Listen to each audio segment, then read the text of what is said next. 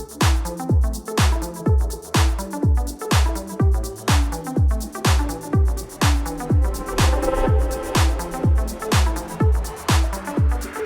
guys, welcome back to the Restorantine series where I interview members, community leaders, and friends of Restore to hear about their experiences during this ongoing COVID lockdown.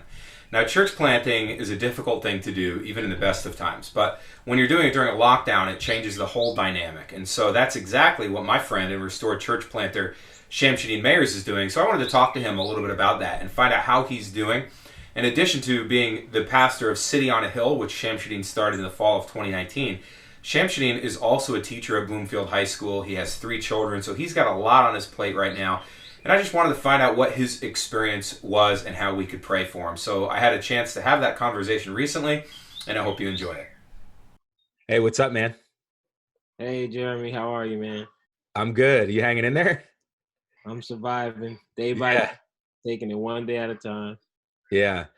So, I've been doing these interviews like this, and most people know who you are. They know you from Restore, whatever. But in case, people are tuning in and they don't know Shamshadeen, why don't you tell them who Shamshadeen is? Who are you? What do you do?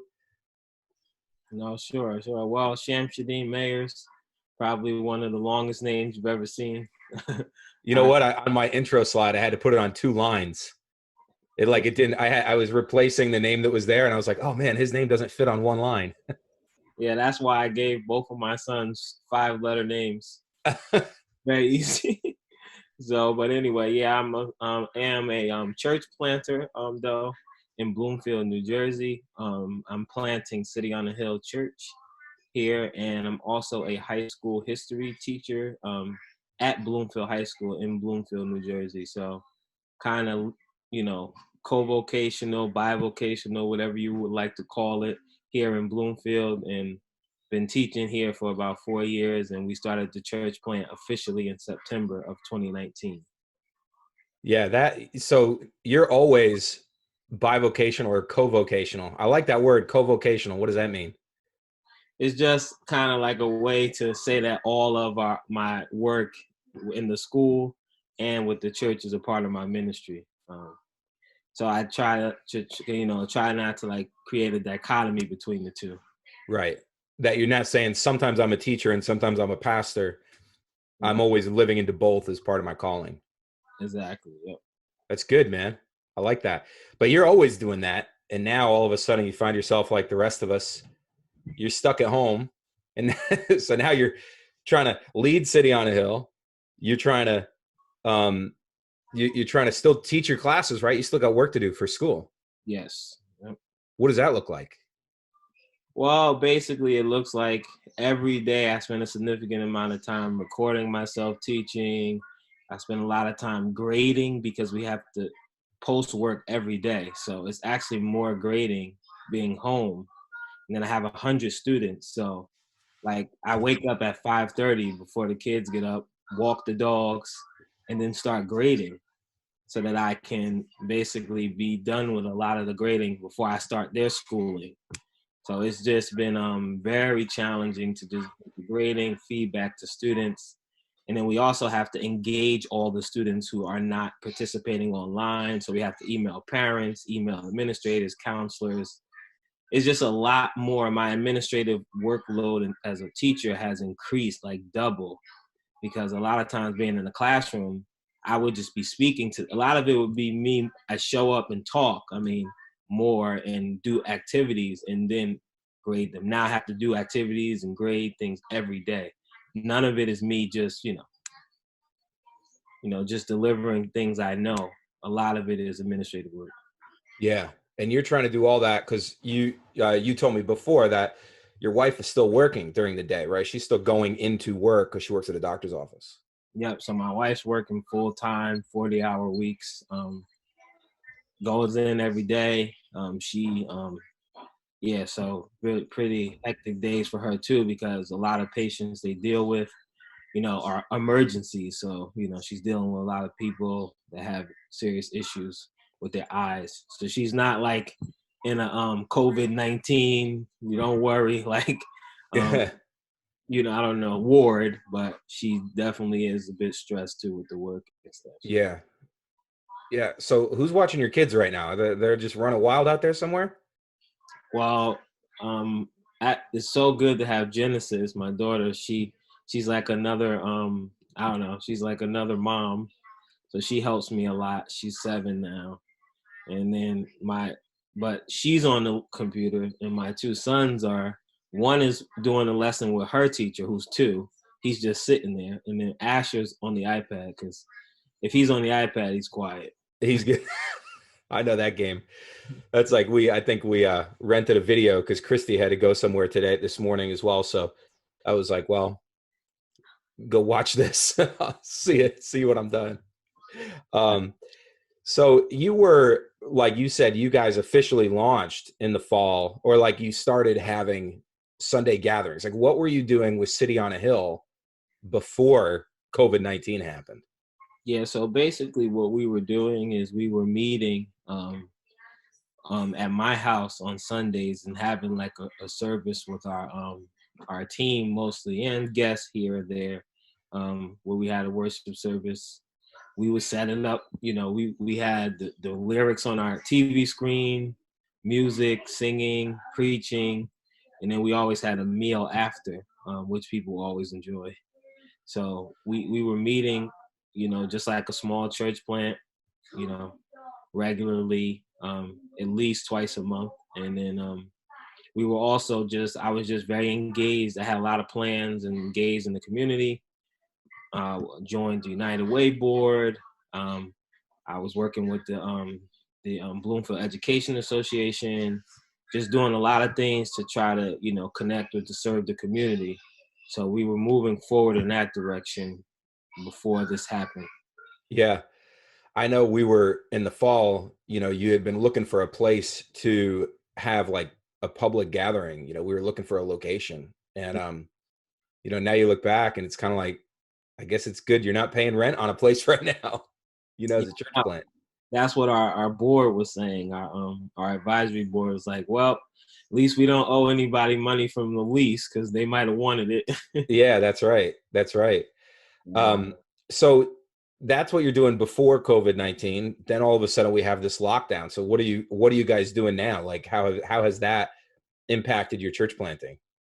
So yeah, so we actually shifted everything to online. Obviously, we went digital, and the crazy thing about it is like ever since we went digital, like the participation in the church has actually increased. We've been having Zoom calls where I do teaching and where we just also just pray for each other, honestly, because we have had, people on our team that have had the coronavirus, relatives that have passed away. So we meet, I teach, and we pray for each other. We still do that about twice a month, and everybody on our team always signs on. So it's like so we have, and then we also have guests sign on, which we want to try to stay connected with too, which is good. And then we also I've been doing a weekly devotional, I should say, on Psalm 23, and my team has been passing along to people. So, and a lot of people have responded, thanking us and asking me to continue to do it. So I feel like it's a difficult situation we're in, but this has definitely increased participation in the church and kind of like feel like brought my team together a bit more. So I am thankful for that. Yeah, that's you know, a lot of pastors have echoed something similar to say like, in a strange way that maybe we wouldn't have expected, the gospel is going out more clearly into more people because of this lockdown. It sounds like that's kind of what you're finding as well. Yep, definitely. Yeah. Well, what do you think about I kind of ask everybody to put on, especially when I'm talking to a pastor, to put on their pastoral hat for a second. Hmm. And what have you learned through this? What are some of the things you feel like God is teaching you, and then what are some things that you think we should be learning as a people? Yeah, well, the first thing I've been reflecting on this actually a lot, and this definitely has forced me to one slow down in the sense that I just can't move around as much. I can't because I like to be on the go. I don't like to just relax. I don't, I just like to work, work, work. So it's forced me to slow down and spend more time with God, which I think definitely something that's important. But it's also forced me to be flexible, more flexible in ways that I do ministry, and to be more open to have a bigger imagination about how we can connect and reach people and how we can serve our community. It definitely has helped me with that. And then I would say just it's given me the opportunity. It was something I prayed for last year a lot, to just connect with my children more and to shepherd them more and to just see their needs. And I feel like for the past year, God has been kind of, guiding me in that direction of just, got a lot going on, but make sure you shepherd your family and you understand their needs. So spent a lot of times. I feel like I know my kids more now because I'm with them a lot more. Like it's a longest, strand of time I've been with them, probably every day, all day. Exactly. I was going to say, you got what you prayed for. Exactly. Now we know who to blame it on. So if it's everything just gets messed up, it's definitely my fault. Yeah, exactly. What do you think? You mentioned thinking creatively about how to do ministry. Have you had any conclusions or anything that came to mind where you thought, hey, this is something that I could continue doing or we should continue doing? Yeah, no, I think that one of the things I'm working with my church plant coach, we've been talking all right, we found that we can engage more people online and people are really interested, especially just during this time. So how can we develop a strategy to continue to do this in the future? So how do we continue to be diligent about reaching out to people via social media and then trying to create a pathway to connect them to the church? So what would be the pathway to connect people, from online that have engaged you during this crisis to your church to be in a more engaged, part of your community? And what I really am finding is trying to get everyone on the team to take ownership over follow-up and give people small jobs to do to follow up, because I do find that people have been, like I said, when I follow up with a person that connects with me, they respond, they're very excited. So I really am seeing the importance of just follow up, but not making it too overwhelming. Trying to chunk things so that we can just move forward with these new connections. Which I feel I don't know if you see this, but being at Restore as a church planting resident, I really felt like you guys have such a great pace at how you do things. I never feel like you guys are overwhelming yourself, but you do things so well. I feel like that pacing is key. Okay, we're gonna do this. We're not gonna try to do too many things, but we're gonna do things well, and we're gonna connect well with people. So. Yeah, I mean, I appreciate you saying that, and it definitely was something that I think set us up well to even get to this point. Even the way that our staff functioned and everybody kind of has their role and they know, and nobody's doing too much. I think we kind of, when we first went into the lockdown, we probably violated our own principles by trying too hard to do a bunch of stuff all of a sudden that maybe we wouldn't have done normally. But I think that that idea, as we've done that, all of a sudden also recognizing, that value was there of sharing the workload. And that's something that I think is really a positive thing. And we've begun to see the impacts and the fruits of that. So I do think that even though we kind of had a hiccup there where we probably tried just to do too much, I think that we've kind of figured out that rhythm again, because it was kind of part of our culture to have that.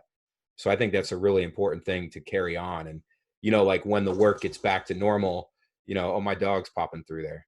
Oh, nice. Yeah.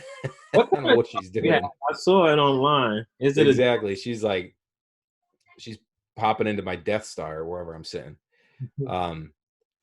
But yeah, anyway, I don't even see now. I lost my train of thought because that dumb dog. But No. I was gonna say, when things get back to normal, right? Whatever that is and whenever that is, that is one of those challenges. It's gonna be like, hey, now don't take it all back on your plate, because like you said, you're a busybody. You always want to work. You always want to get things done. Mm-hmm. Exactly. And I'm working on that. Yeah. Well, we all are, right? I mean, that's like, I don't know, man. I mean, you were going through it and you probably didn't even realize you did it, but you're talking about the things that you do. You're like, all right, I teach. I'm a church planter. I got 3 kids, the oldest of which is 7. So I got 3 young kids. And Silas how old is he right now? He's 2. He's 2. And then you go, oh yeah, by the way, I joined the board of the United Way and I work with the board of it. And I'm thinking like, any one of those things for an average person would be like, all right, that's enough. And for Shamshadeen, that's like, nah, I'm good. I got more room. Yep, that is true, man. Well, listen, I really appreciate you taking some time. I know it's a crazy day. I told you this before, but I really wanted to talk to you and we kind of squeezed it in last second to make sure we could do it. So I'm glad you made some time, man. No, thank you for having me. Just great to connect and share. But yeah, well, what can we be praying about? This will be my last thing. What can we be praying about for you, for City on a Hill? You were a church planting resident at Restore. We kind of sent you out. We miss seeing you. But how can we pray for you and your family and your church? Yeah, so just I would say first, just pray that our team can continue to kind of like come together around this vision we've been working on, like really trying to hash out our shared values as a team a little bit more, try to flesh out what it looks like when we do certain things, pray about just clarity from God on that. And then just also just keep praying for, just resources and things we'll need to move forward, financial resources, people, as we move into our new normal, whatever that will be. And just, I would say lastly, just pray for our family during this time. Just me, Cindy, the kids. Appreciate it. Yeah. Well, we will, man, for sure. I know there's going to be a lot of people watching this who are looking forward to hearing from you again. And we'll definitely pray for you as we go forward. Thank you. I appreciate it. Well, hey, man, enjoy the rest of your day. I know you got to go back now and probably organize those kids and get them lunch soon. So. Yeah, it's going to be fun because they eat a lot. So food runs out quickly. That's the truth. All right, man. Well, have a good day. All right. Take care. All right, later. Well, that's all I have for you today. I hope you enjoyed the conversation that Shamshadeen and I had. Please continue to pray for him and City on a Hill as they go through this time just like the rest of us. They continue to see fruitful ministry, and we pray that that continues. If you're enjoying these videos, feel free to share them on Facebook, like them on YouTube, or subscribe to our YouTube channel. And as always, if there's anyone that you would like me to talk to, please let me know, and I'd be happy to try to set up a conversation. In the meantime, stay safe, stay well, and have a great week.